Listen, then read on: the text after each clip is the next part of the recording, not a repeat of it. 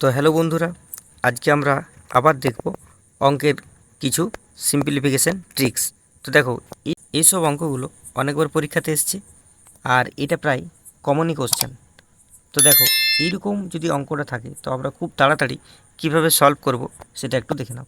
তো দেখো, সলভ করার ক্ষেত্রে আমরা প্রথমে কি করব না, দেখবো যে এইখানে কটা নয় আছে। তাহলে আমরা কি করব, 3টে 9 লিখব। ঠিক আছে, এরপর দেখব যে নিচে কটা নয় আছে, নিচেও 3টে 9 আছে, তাহলে যটা 9 থাকবে তটা 0 দেবো পাশে।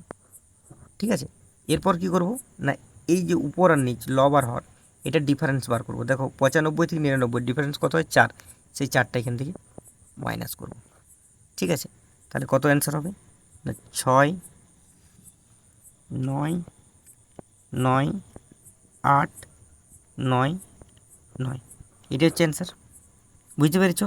দেখো, কিন্তু এটা অনেকটা টাইম লাগছে, এর থেকে আর একটু শর্টে করা যায়। তো দেখো কিভাবে করা যায়। দেখো, প্রথমে কি করব, যে এইখানে কোটা 9 আছে দেখে নেবে, এইখানে 9 এখানে 9 যেন সমান থাকে। তাহলে এটা তোমাদের দেখে নেওয়া কাজ। তাহলে এখানে কি করব, এক কম করে লিখব। তাহলে 9 9 8 এক কম করে লিখলাম। আর দেখবে এই যে উপরে এখানে কি করব, এই একটা যেটা কম করেছি সেটাকে এখানে যোগ করে দেবো। তাহলে কত হবে, 9 9 6। বুঝতে পেরেছ? দেখো এরপরটা, দেখো এটা কি করব না, দুটোই দেখো সমান আছে। ঠিক আছে, তাহলে কি করব, এইখান থেকে আমরা এক কমিয়ে দেবো। তাহলে কত করব, 98। আর যে একটা কমাইছি সেটা আমরা উপরের সাথে যোগ করে দেবো, মানে 94-এর সাথে যোগ করে দেবো। কত হবে, 95 দিয়ে পাশাপাশি লিখে দেবো। এটা হচ্ছে অ্যান্সার। বুঝতে পেরেছ?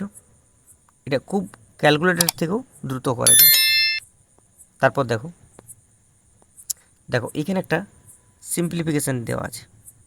তো দেখো সিম্পলিফিকেশানটা কী দিয়েছে না, 1/2 প্লাস হচ্ছে 11/1 প্লাস হচ্ছে 111। দেখো এরকম করে বেড়ে বেড়ে এত দূর গেছে। ঠিক আছে, তো এই যে 1/2 এইটাকে আমরা কি লিখতে পারি না, 1 প্লাস 1/2।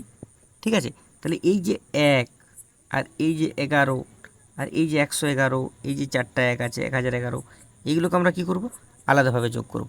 ঠিক আছে, এটা অন্য পদ্ধতিতে করব। তো দেখো না, যদি এগুলো আমরা আলাদা করি তাহলে কত হবে না, এগুলোর যোগফল কত হবে, তো কটা আছে গুনো, 1 2 3 4 5টা। তাহলে 5 1 5, তারপরে 4, তারপরে 3, তারপরে 2, তারপরে 1। ঠিক আছে, এটা আমরা গুণ করে বার করলাম। এরপর দেখো, এরপরে এই যে হাফ আছে, হাফ কটা আছে দেখো, এখানে একটা এখানে একটা, দুটো, তাহলে হাফ আর হাফে 1 হয়ে যায়। আবার এইখানে একটা আর এইখানে একটা, তাহলে এখানেও হাফ হাফে 1 হয়। তাহলে 1 আর 1 2, আর এই হাফের জন্য কত, 0.5, তার মানে 2.5। এটা আমরা কি করব, এর সাথে অ্যাড করব। তাহলে 2.5 যদি অ্যাড করি তাহলে প্লাস 2.5, এটা যদি অ্যাড করি কত হবে না, 1 2 3 4 7.5। এটাই হয়ে যাবে অ্যান্সার। বুঝতে পেরেছো? দেখো তারপর দেখো এইখানে একটা অঙ্ক আছে। ঠিক আছে, কি আছে না, ইফ এক্স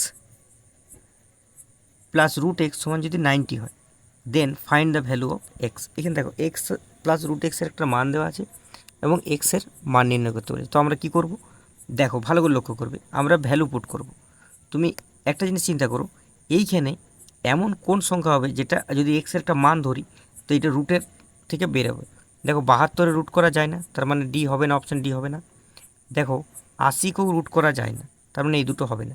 তাহলে অপশানের মধ্যে এই দুটো। ঠিক আছে, অপশান টেস্ট কীভাবে করে সেইটা একটু ভালো করে দেখে নাও।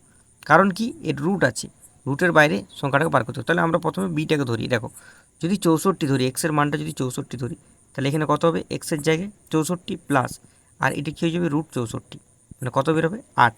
তাহলে 64-র সাথে যদি 8 যোগ করি তাহলে কত বেরোচ্ছে, 72। এটা তো কিন্তু নাই।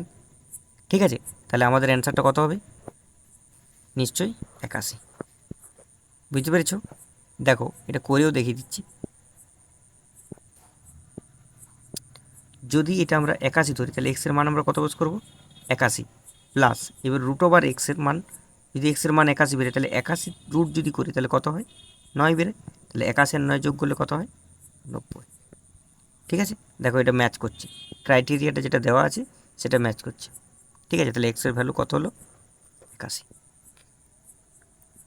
বুঝতে পেরেছো? তো এই কয়েকটা সিম্পলিফিকেশান দেখলো, এগুলো আগামী পরীক্ষার জন্য খুবই গুরুত্বপূর্ণ। তোমরা প্র্যাকটিস করবে, যদি কোনো কিছু অসুবিধা থাকে কমেন্ট বক্সে অবশ্যই জানাবে, আমি ওটা সলভ করার চেষ্টা করব। যদি ভিডিওটা ভালো লাগে তাহলে বন্ধুদের মধ্যে একটু শেয়ার করে দিও এবং লাইক কমেন্ট আর সাবস্ক্রাইবটা একটু করে দিও। Thank you.